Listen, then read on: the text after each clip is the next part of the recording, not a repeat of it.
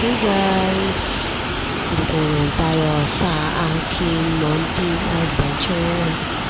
And here we are sa Iligan. This is Mimar Spring.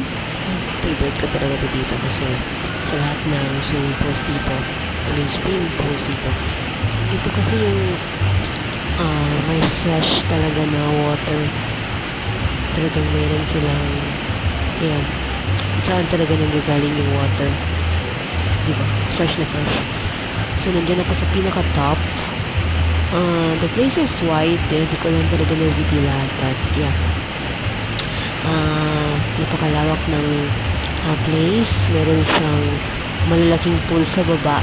Marami ka talagang options kung saan ka maliligo.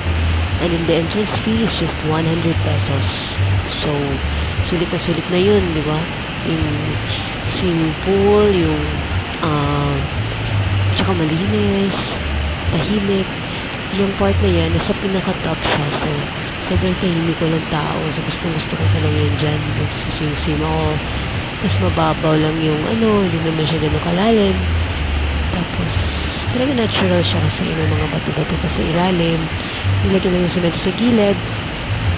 So yan, masusunod tayo dyan.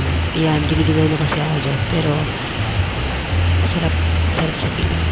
If you have time, if you can come to Iligan, visit me Mars. The place to be. Maganda yan dyan. Promise, hindi kayo masasakit.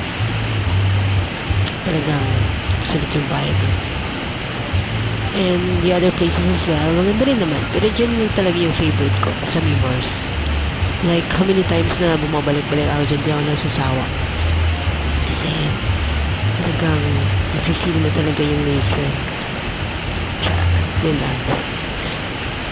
Thank you! Please like and subscribe!